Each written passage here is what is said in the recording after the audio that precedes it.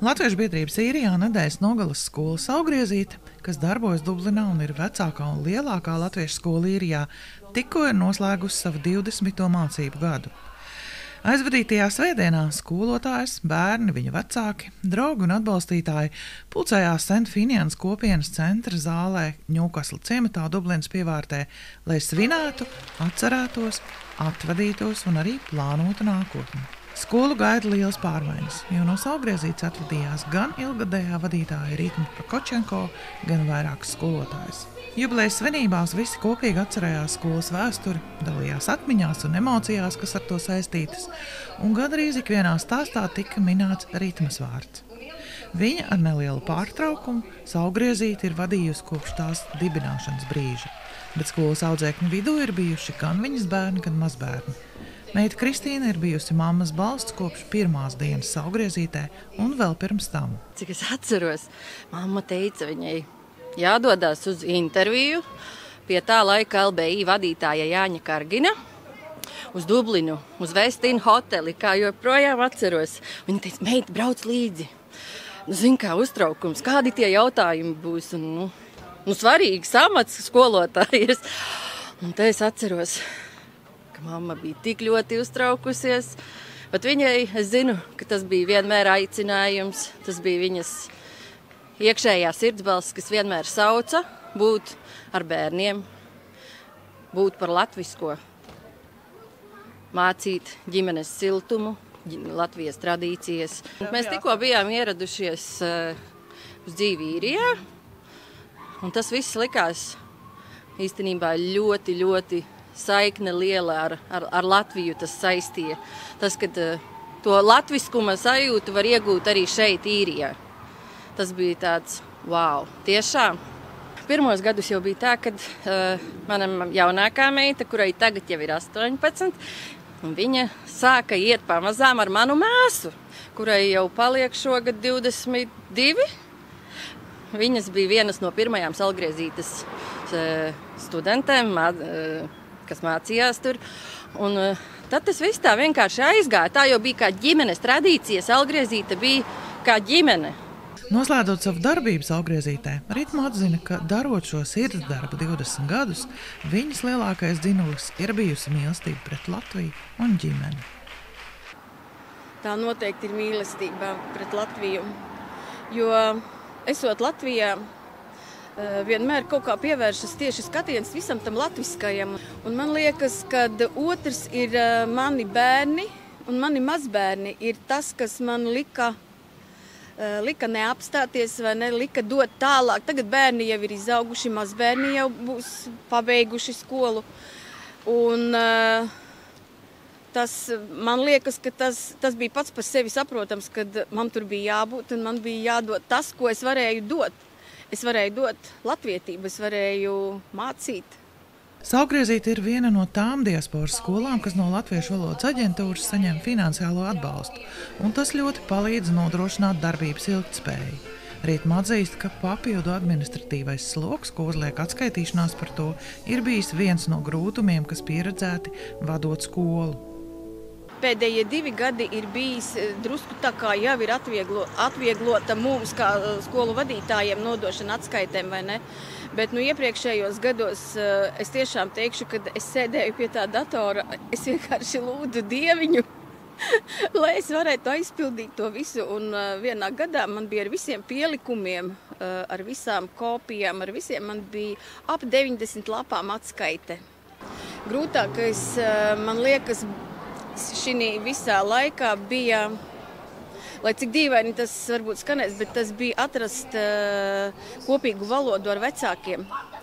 Un līdz kaut kā mēs dabūjām šo kopīgo vilni, mums tiešām skolā viss aizgāja pilnīgi savādāk.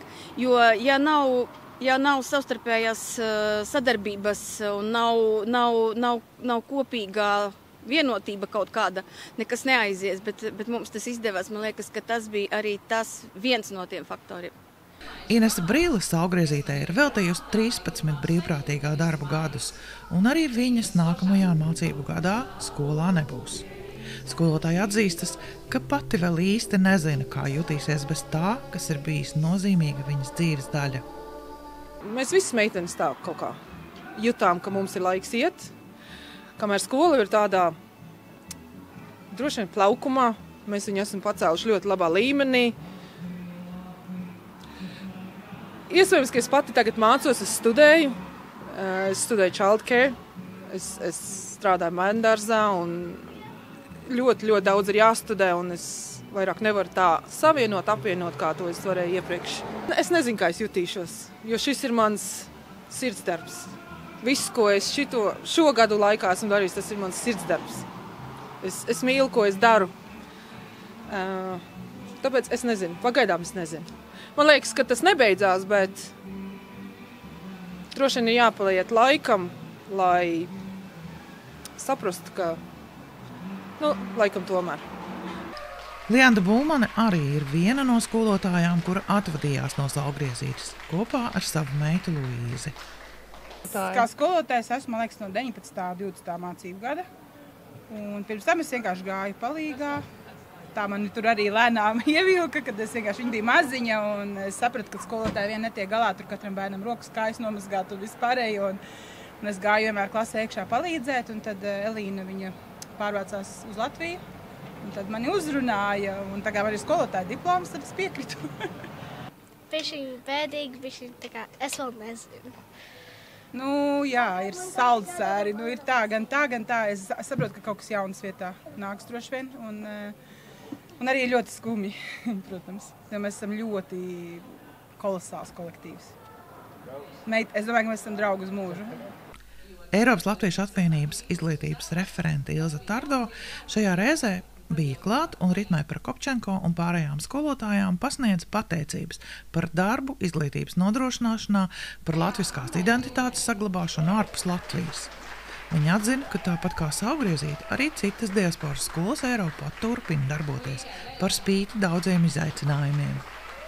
Eiropā šobrīd ir situācija stabila, tā ziņā, ka skolas, tās, kuras ir, tās attīstās, tās nesarūk ar retiem izņēmumiem, kur varbūt nomainās skolotāji. Un atsevišķās vietās ir bijis tā, ka skola, kad skolotāji aizbrauc prom vai piedzimst bērniņi vai kā, tad pazūd un tad jāgaida nākamais vilnis.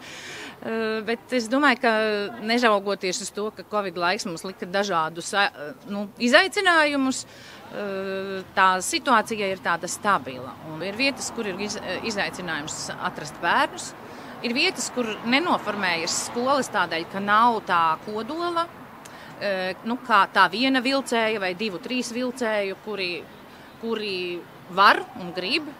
Ir, protams, arī kaut kādā ziņā telpu trūkums vai telpu dārgums ir izšķirošs vai attālumi.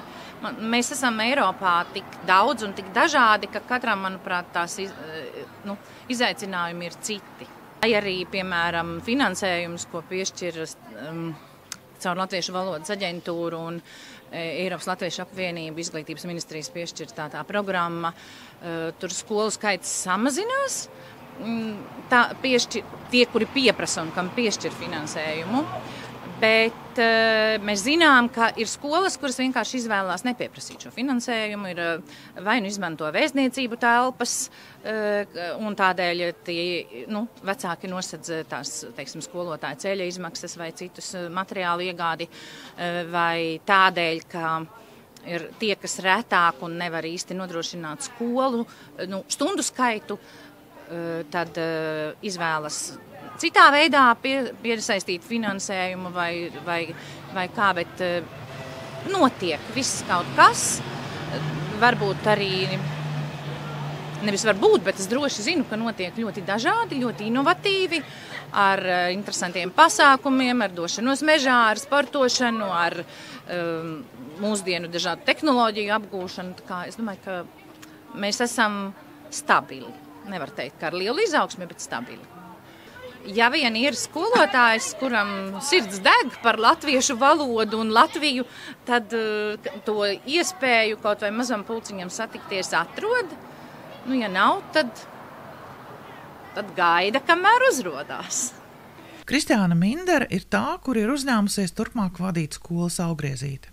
Kā tas visbiežāk notiek diasporas skolās, viņa vispirms turp aizveda 2 bērnus, bet tagad ir gatava darboties, lai to, ko viņa kā mamma vēlas nodot saviem bērniem, saņemtu arī citi skolas audzēkņi. Man ļoti gribētos, ka man bērni arī māk runāt latviski, tad, kad viņi, kā saka, aug, ir kā pusauģi. Mēs bieži braucam uz Latviju, un man ir liela vēlme, lai viņi varētu sarunāties arī ar saviem vecvecākiem. Mana vecmāmiņa vēl ir dzīva, tātad viņu vecvecmāmiņu, man tas ir ļoti svarīgi, ka viņi var kontaktēt. Un arī, protams, ir ne tikai valodas aspekts, bet, manuprāt, tas arī iedod daļu identitātes, tā kā tomēr arī to latviskumu. Jo ir ļoti viegli pakļauties vai iekļauties tajā vidē, kur šobrīd ir.